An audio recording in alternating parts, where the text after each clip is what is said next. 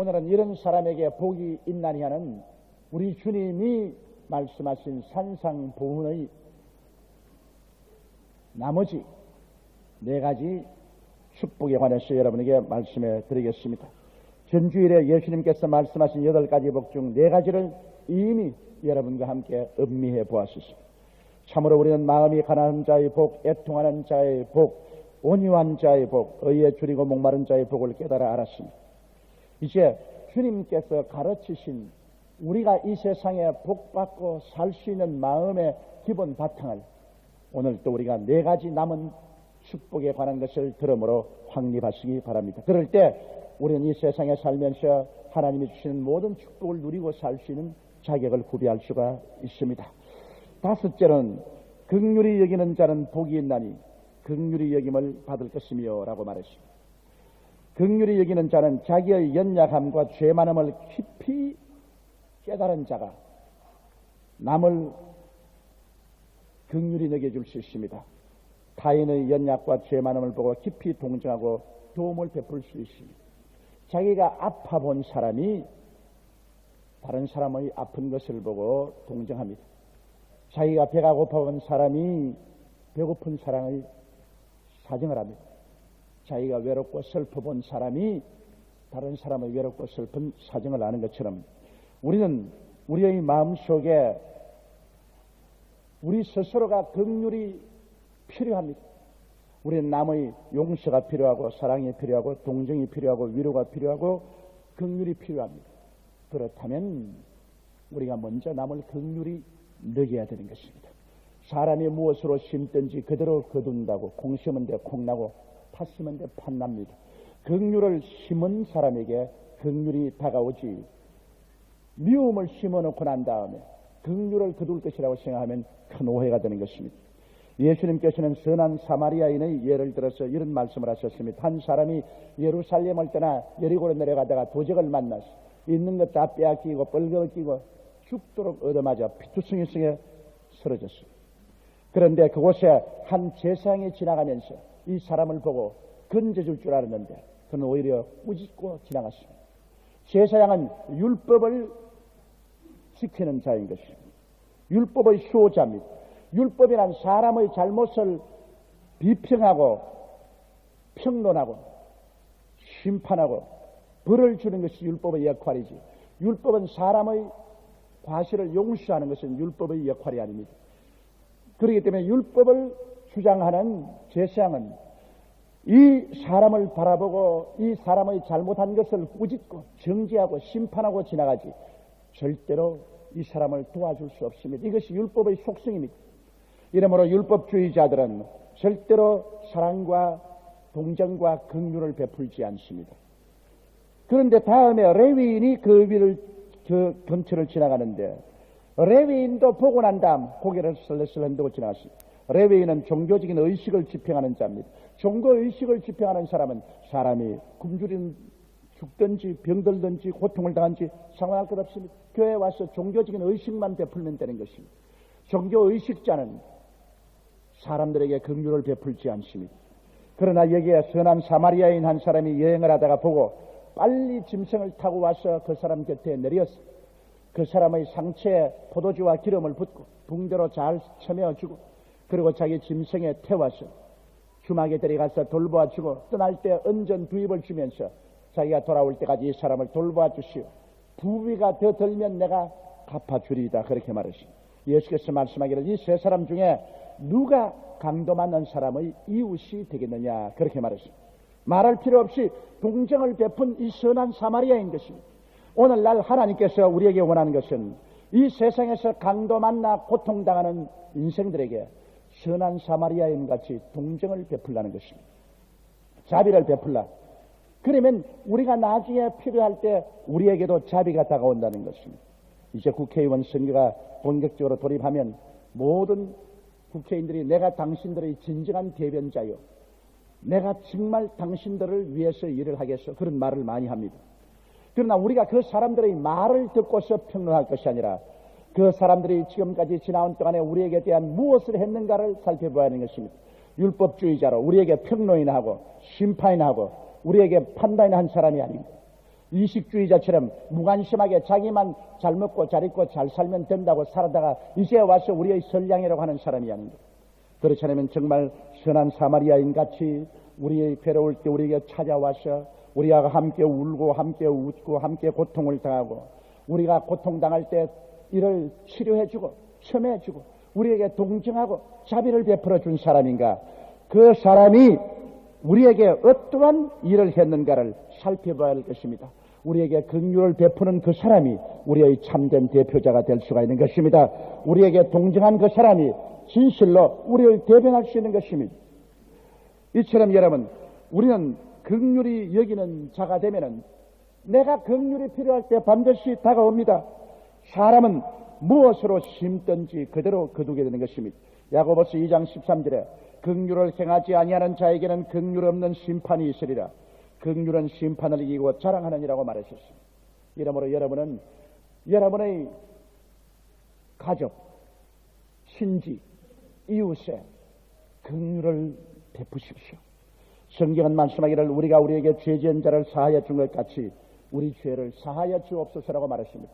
우리가 끊임없이 죄 사함이 필요합니다. 우리는 끊임없이 죄 짓지 않아요. 그러므로 우리에게 죄를 짓는 자를 우리가 먼저 용서해 주면 우리의 죄도 용서받을 수 있는데 우리는 남의 죄 용서 안 해주면서 우리의 죄만 용서해 달라고 하면 이렇게 잘못된 일이 있을 수가 없습니다. 이러므로 예수님께서는 긍휼히 여기는 자는 복이 나니 긍휼히 여김을 받을 것임이라고 말했습니다. 인생은 짧으면서도 깁니다. 나는 다른 사람에게 동정받을 필요가 없다고 생각하는 사람은 어리석은 사람입니다. 언제고 나도 다른 사람에게 동정을 받고 자비를 받아야 될 때가 옵니다. 그때는 내가 긍휼을 베풀고 살았으면 풍성한 긍휼이 나에게 다가오게 될 것입니다. 이러한 사람은 복이 있는 사람인 것입니다. 여섯째로 마음이 청결한 자는 복이 있나니 저희가 하나님을 볼 것이며라고 했습니다. 이 세상에는 두 가지 마음이 있습니다. 믿기 전의 마음과 믿은 후의 마음입니다.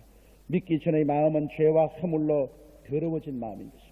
에베소서 2장 1절로 3절에 보면 너희의 허물과 죄로 죽었던 너희를 살리셨도다. 그때 너희가 그 가운데서 행하여 이 세상 풍속을 쫓고 공중의 권세 잡은 자를 따라서니 곧 지금 불순종의 아들들 가운데 역사하는 영이라.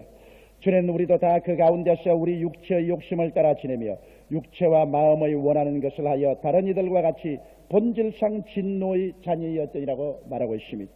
여러분, 믿기 전의 마음은 불순종하는 마음, 불신앙하는 마음, 반역하는 마음입니다. 하나님께 반역하고 불순종하고 하나님을 믿지도 않는 마음인 것입니다. 이 마음은 세상 풍속을 쫓는 마음이요 세속적인 마음입니다. 세상이 꽉 들어차서 그저 세상 풍속대로 따라가고 그리고 세상의 모든 정욕대로 따라가는 마음인 것입니다. 이 마음은 육체의 욕심에 지배된 마음입니다. 음란하고 방탕하고 세속을 따라가는 육체의 욕심을 그대로 따라가는 마음인 것입니다. 육신의 정욕과 안목의 정욕과 이 세상 자랑의 포로가 된 마음인 것입니다. 곱비 풀린 마음으로 그 마음을 자기가 다스리지 못하고 마음이 원하는 대로 그냥 방탕으로 끌려갑니다. 그리고 공중에 번세 잡은 마귀의 영이 지배하는 마음입니다. 마귀가 그 마음 속에 들어와서 합니다. 그러므로 마귀는 그 마음 속에 들어와서 하나님을 전혀 믿지 못하게 하고 그리스도 예수를 알지도 못하게 하고 그 길로 지옥으로 일로 매진해 가게끔 만들어주는 것입니다. 그러나 믿은 후의 마음은 어떤 것입니까? 예수 그리스도의 십자가 앞에 나와서 그 마음을 펼쳐놓고 예수 그리스도의 보혈배로운 피로 마음을 씻고 그리스도를 구주로 믿으면 죄와 허물이 용서받고 그 마음이 깨끗하게 목욕을 감고 정하게 되는 것입니다. 그렇게 되면 그 마음은 변화되어서 이제 하나님을 믿고 순종하는 마음으로 변화되고 하늘나라와 하나님의 의를 쫓는 마음이 되고 이제 육체를 이기고 육체를 다스리는 마음이 되고 하나님의 길과 하나님의 계명을 마음속에 가지고 있어 하나님의 길을 따라 하나님의 계명을 지키면서 살게 되고 성령이 충만한 그러한 삶을 살게 되는 것입니다. 이러한 마음이 되면 하나님께서 그 마음속에 임재하심으로 우리가 눈으로 보지 않고 손으로 잡지 않아도 하나님의 마음속에 가득히 임하여 있는 것을 깨닫게 되는 것입니다. 저도 늘 그런 체험을 합니다. 하나님 앞에 깨어져서 십자가로 내 마음을 정하게 싣고 말씀을 하루에 5장 이상 읽고 1시간 이상 간절히 기도하고 나면은 마음에 하나님께서 물된 동산같이 가득하게 됩니다. 눈으로 안 보고 하나님 말씀을 귀로 안 듣고 손으로 만질 필요 없습니다.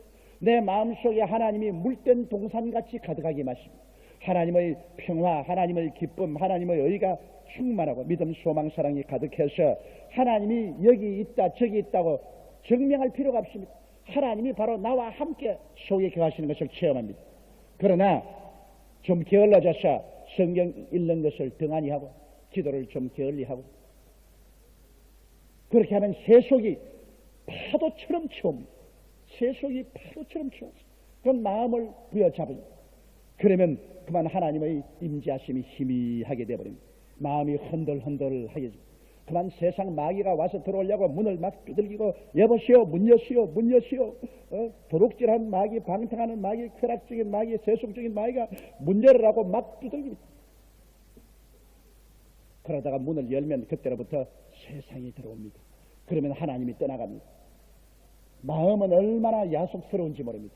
어제까지 하나님이 충만히 임하여서 주여 하다가 오늘 세속이 들어오면 언제 하나님 믿었다는 듯이 싹 돌아서 가지고서 그만 세상을 따라 그냥 흘러가 버립니다. 세상에서 가장 믿지 못할 것이 인간의 마음입니다. 그러므로 우리는 이 마음이 언제나 하나님께로부터 점령되어 있기 위해서는 예수 그리스도의 보혈로 씻고 말씀으로 청결하게 하고 성령이 충만하게 해서 하나님이 늘 마음에 거하게 해야 되는 것입니다. 그렇기 때문에 성경에는 마음이 청결한 자는 복이 나니 저희가 하나님을 볼 것입니다. 마음이 청결할수록 하나님이 임재하여 주셔서 하나님과 함께 사는데 하나님 있나 없나 증명할 필요가 없는 것입니다. 그 다음 7째로 화평케 하는 자는 복이 나니 저희가 하나님의 아들이라 일컬음을 받을 것입니다. 화평이라는 것은 화해와 평화를 뜻하는 것입니다. 우리가 사는 이 세상에는 화해와 평화가 없습니다. 사람들마다 부딪히고 사람들마다 서로 경쟁사회에서 원한을 가지게 됩니다.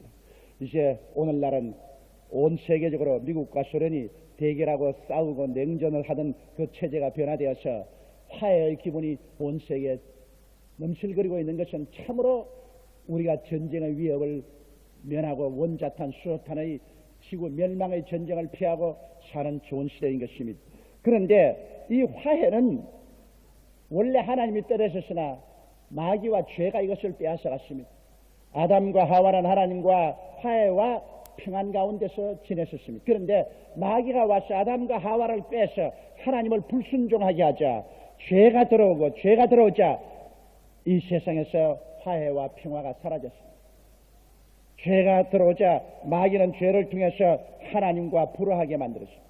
여러분 천지를 지으신 하나님과 불화하고 인간이 어떻게 잘 살겠습니까? 하나님께부터 쫓겨나와서 하나님과 불화하고 하나님과 대적하게 되고 그 다음에는 아담과 하와는 곧장 부부간에 서로 싸웠었습니다. 아담은 아내에게 원망하고 아내는 뱀을 원망하고 부부간에 불화하게 되었었습니다. 그리고 형제간에 불화하게 되었습니다. 그들이 낳은 첫아들 가인과 둘째 아들 아벨이 서로 싸워서 가인이 아벨을 쳐 죽이는 비극이 생겼습니다. 이웃과 불화하게 되었습니다. 아담 그 후에는 지금까지 인류 역사상 늘 인간은 서로 대결하고 싸우고 죽이는 살육의 장이었습니다. 피가 강물같이 흐르고 있습니다. 이것이 바로 죄와 마귀가 가져온 불화와 살육입니다. 그러나 여기에 참으로 화해와 평화를 가져오기 위해서 오신 분이 바로 우리 주 예수 그리스도인 것입니다.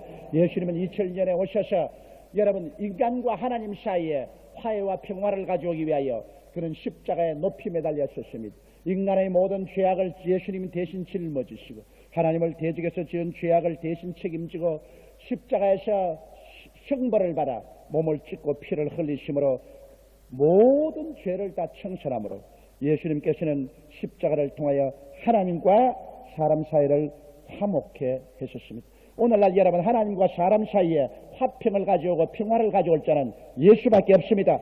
종교도 많고 철학도 많고 가르치는 자도 많지만은 그러나 하나님과 사람 사이에 화해를 가져올 자는 우리 주 예수밖에 없습니다. 예수님만이 하나님 아들로서 인간의 육을 쓰시고 이 세상에 오셔서 인간의 죄악을 대신 짊어지고 몸을 찢고 피를 흘려서 인간의 죄악을 하나님과 원수된 그 장벽을 영원히 흘러버린 자는 예수밖에 없습니다. 사람들은 좋은 종교를 만들 수가 있습니다. 철학을 만들 수가 있습니다. 그러나 종교와 철학이 하나님과 우리를 화해를 할 수 없습니다.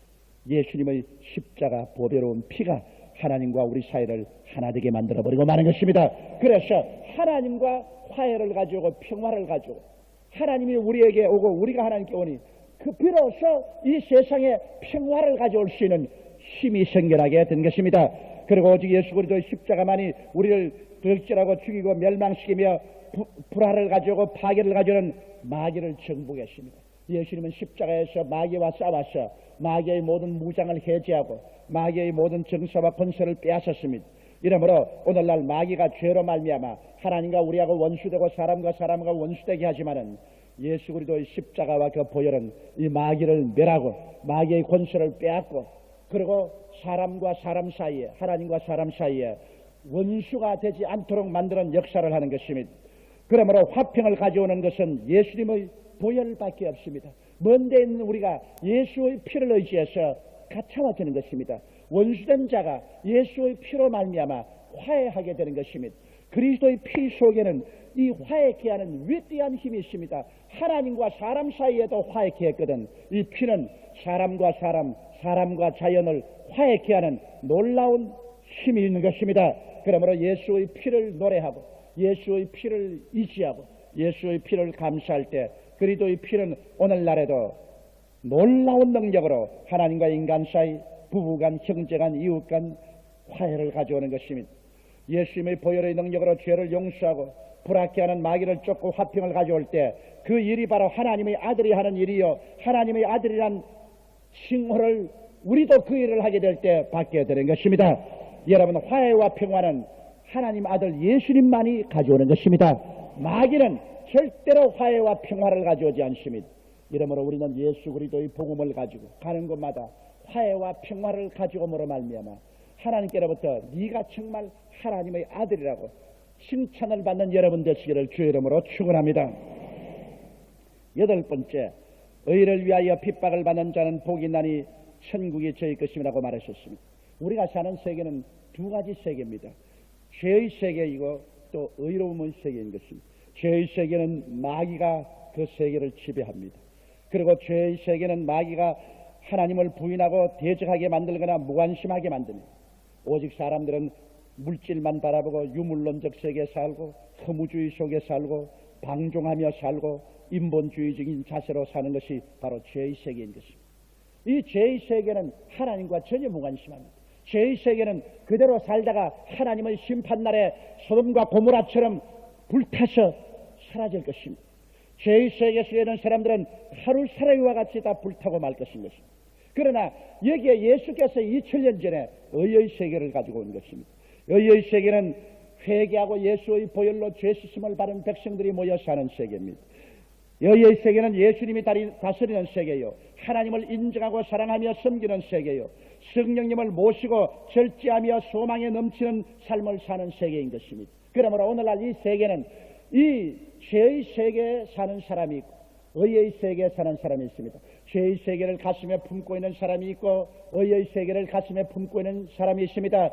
마귀와 성령이 오늘날 끊임없이 대결하는 세계인 것입니다. 의의 세계는 한 사람이라도 더 많이 회개해서 예수 믿고 구원받고 의의 세계에 들어오게 하려고 하고, 저희 죄의 세계는 마귀가 그 사람들을 통해서 어찌하니 한 사람이 더 많이 유혹해서 타락해서 죄를 짓고 하나님께 떨어져 나오고 멸망의 세계로 들어가게 하려고 애를 쓰고 있는 것입니다. 그러므로 우리는 쉬지 않은 영적인 전쟁 속에 살고 있는 것입니다. 이 땅에 사는 동안에 우리 전쟁은 끝이지 않습니다. 우리는 영적으로 마귀와 죄와 불신앙의 세계와 끊임없이 싸우고 있는 것입니다. 그러므로 이 죄의 세계가 우리 속에 침투해 들어와서 우리를 흔들기도 하고, 우리가 또 이것을 쫓아내고 죄의 세계에 들어가서 그곳에 있는 사람들을 건져내기도 하는 것입니다. 이러기 때문에 끊임없는 전쟁 가운데 있고 투쟁 가운데 있기 때문에 이 죄의 세계에 속한 사람들이 의의 세계에 속한 사람들을 핍박하는 것은 당연한 이치인 것입니다. 의의 세계 사람들은 죄 있는 사람들을 불쌍히 여기서 기도하지만은, 죄 있는 사람들은 의의 세계 사람이 곁에 있으면 어두움이 빛을 견디지 못하기 때문에 자기들의 죄악이 드러나고 불의가 드러나므로 견디지 못해서 의에 속한 사람들을 쫓아내려고 하는 것입니다. 여러분, 이 세계는 죄와 의가 결코 타협이 되지 않습니다. 물과 기름과 같이 있어도 섞일 수가 없습니다. 고린도후서 6장 14절로 18절에 너희는 믿지 않는 자와 멍해를 같이 하지 말라. 의와 불법이 어찌 함께하며 빛과 어두움이 어찌 사귀며 그리스도와 벨리알이 어찌 조화되며 믿는 자와 믿지 않는 자가 어찌 상관하며 하나님의 성전과 우상이 어찌 일치가 되리요. 우리는 살아계신 하나님의 성전이라. 이와 같이 하나님께서 가라사대 내가 저희 가운데 거하며 두루 행하여 나는 저희 하나님이 되고 저희는 나의 백성이 되리라 하셨느니라. 그러므로 주께서 말씀하시기를 너희는 저희 중에서 나와서 따로 있고 부정한 것을 만지지 말라. 내가 너희를 영접하여 너희에게 아버지가 되고 너희는 내게 자녀가 되리라. 전능하신 주의 말씀이니라 하시니라. 여기에서 하나님께서는 우리가 죄악의 세상과 마귀와 타협해서 함께 손을 잡고 함께 뒤섞여서 살지 말라는 것입니다. 배가 바닷물 위에 둥실 떴지만은 뱃속에 물이 들어오면 배는 무용지물이 됩니다. 배는 바닷물 속에 있으나 물은 뱃속에 들어오지 않습니다. 우리가 세상에 사나 세상은 우리 속에 들어오지 않습니다. 그러므로 우리가 세상을 떠나서 살 수는 없지만은 그러나 세상이 우리 속에 들어오지 않도록 우리 속에 예수를 모시고 성령 충만하고 하나님을 우리 삶의 내용으로 삼고 살게 될 때 우리는 세상에 떠다니지 세상이 우리 속에 들어오지는 아니하는 것입니다. 그러나 그렇게 살 때 타협하지 않을 때 핍박을 받습니다. 갈라디아서 4장 28절로 29절에 형제들아 너희는 이삭과 같이 약속의 자녀라. 그러나 그때 육체를 따라 난 자가 성령을 따라 난 자를 핍박한 것 같이 이제도 그러하다고 말한 것입니다. 아브라함의 자손 중에 육으로 난 이스마엘은 나중에 하나님의 약속으로 난 성령으로 난 이삭을 핍박했었습니다. 이처럼 오늘날도 이 세상에 육으로 사는 사람이 예수 믿고 영으로 사는 사람들을 핍박하는 것은 당연한 이치인 것입니다. 그것을 이상한같이 생각하지 말아야 됩니다. 육으로 사는 사람하고 영으로 사는 사람은 인생관이 다르고 세계관이 다르고 내세관이 다릅니다. 존재가 다릅니다. 그런데 다르니까 어떻게 똑같이 섞여 살겠습니까? 같은 것은 같은 길이 삽니다. 까마귀는 까마귀끼리, 백로는 백로끼리 삽니다. 백로와 까마귀가 섞이지 않은 것처럼 육으로 사는 사람과 영으로 사는 사람이 같이 있어도 섞일 수가 없는 것입니다. 그렇기 때문에 자동적으로 육의 백성이 영의 백성들을 핍박하는 것입니다. 그러나 여기 성경에 보면 예수님 때문에 핍박을 받는 그것이 천국 백성된 증거라고 성경은 말하고 있는 것입니다.